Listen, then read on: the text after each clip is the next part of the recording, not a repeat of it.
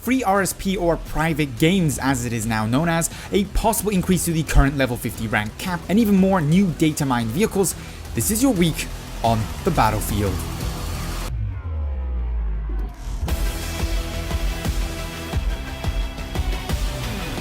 Welcome to this episode of This Week on the Battlefield, the show where we cover news, updates, the community, and so much more, all around the Battlefield franchise.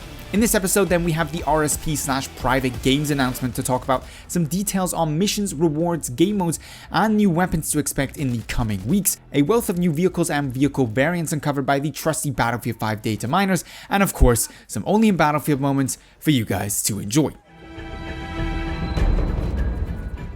But starting off with the news as we always do, and this week was a busy week for Battlefield 5, not least of course because we finally got the RSP announcement. Not only will that be coming to Battlefield 5, regrettably only after the summer, which is more commonly referred to as autumn, but also the base level entry version of it is going to be free and bring a number of features that we missed from the good old Battlefield 4 days of RSP back to RSP with Battlefield 5. In terms of the features to be expected, you're obviously going to be able to create your own Battlefield server, which will stay online as long as there are actually players on it. You'll be able to save your server config files locally, and therefore you can kind of, every time you start up your Battlefield game, start up the server with the same pre-saved settings that you wanted last time. In terms of the development of it, not only are they going to be listening to the community through the process of doing so, but they're also going to be publishing a roadmap in terms of what features are to be expected. What they have told us so far, however, is that Phase 1, which should be either entirely or at least mostly done at launch, will include, amongst other things, the ability to name your server with a custom name, custom description if you want to, you can password protect it.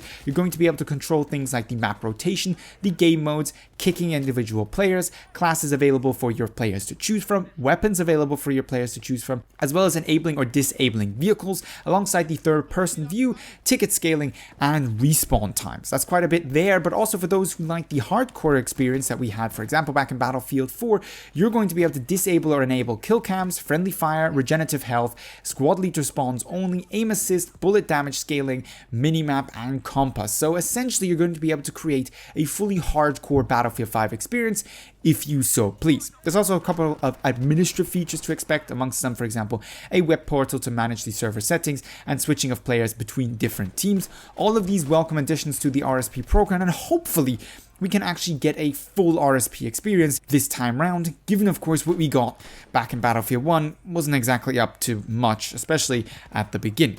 There's going to be more details on the private games project at EA Play. The intention, supposedly, according to the developers, is to actually create a feature-rich RSP experience so that it can be carried over into future Battlefield titles. In other words, they don't have to repeat this work every time a new Battlefield game comes out. That was the main news this week, but there's a couple of smaller things to mention as well. The M28 Contrambacino, of course the weapon to be unlocked from last week's challenge, is now available for you guys to purchase it if you didn't get around to it. It costs around 1700 company coins. Fiel 652 of course came to Squad Conquest. Be interested to know what you guys think of that and if you've played it just yet. And sadly, Firestorm Duos is no longer available, but it may be introduced again at a later date, most likely if the player numbers for Firestorm, for any reason, improve. In terms of what to expect in the coming week, we are going to be getting Fortress as a temporary game mode, as well as a Tide of War mission unlock that allows us to get 5,000 company coins. Regrettably, no new weapons just next week. We're also going to be getting the results for the NVIDIA GeForce RTX only in Battlefield 5 winner announcement, which should be interesting to see who's managed to get some free RTX graphics cards. And most importantly by far, supposedly next week we are getting a community broadcast, which according to one of the EA community managers is supposed to be about changing the current level 50 cap. According to Part Welsh, he was able to confirm that we should be getting an update on that next week. That doesn't mean that we're actually going to see an increase to the level cap just yet, but at least some information on what DICE intends to do to fix the current kind of nonsense that is essentially everybody on every server being level 50 most of the time.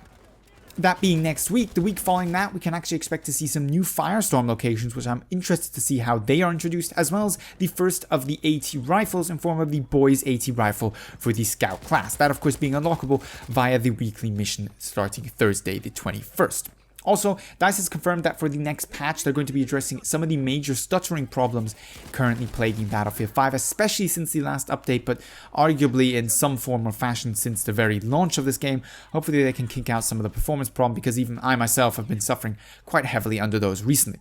Also, what we need to talk about, of course, is our data miners, which this week actually saw a new one into the fray. Next to Temporal, we also have Jakku 010, which provided us with a number of different little bits of information to get our hopes up for the future weeks and months for Battlefield 5. In terms of the first of those pieces of information, it is now to be expected that in week 10, we actually get the Fallschirmjäger Switchblade Dagger as reward instead of any kind of new weapons or company coins. Also, the Shoshan should finally be making its way to multiplayer or Firestorm in week 11, that's May 21st, so at least according to Temporal. Take all of this always, of course, as per usual, with a grain of salt or two, and we've got plenty of new tank variants and tank customization models published by a mixture of Jakku and Temporal. First of all, the Churchill AVRE, which looks pretty sick, the T-17E2 Staghound, which is an AA version of the Staghound, as well as a howitzer version of the Staghound, that one being particularly interesting, at least to me, a Schützenpanzerwagen with an AA mounted on top of it, and the Grille Ausführung H artillery tank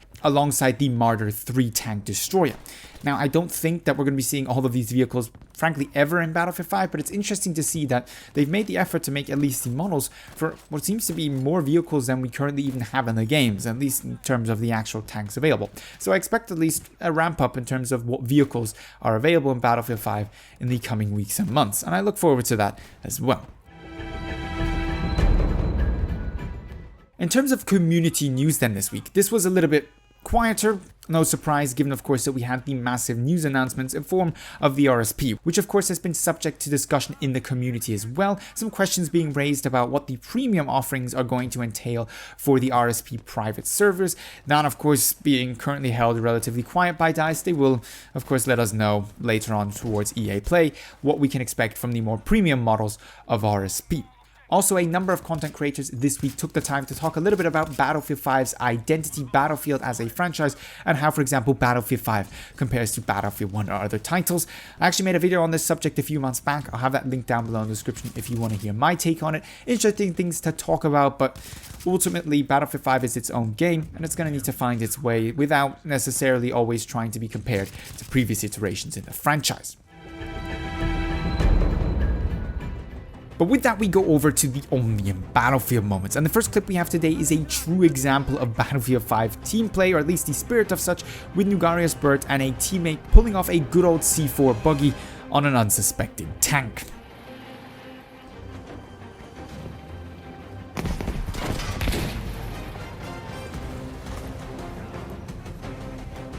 The second clip we have today is Kristototov with a beautiful plane takedown, followed by Dan Lee Pro showing us just how inept some Battlefield players really are, taking advantage of that and taking one of them out with help of his smoke grenade launcher. And lastly today, my personal favorite, we have Deuterium Polo going on an absolutely mad streak, taking out people with his FG42 and the attached bayonet, racking up a total of 4 bayonet kills in less than a minute. Pretty impressive stuff in my personal opinion.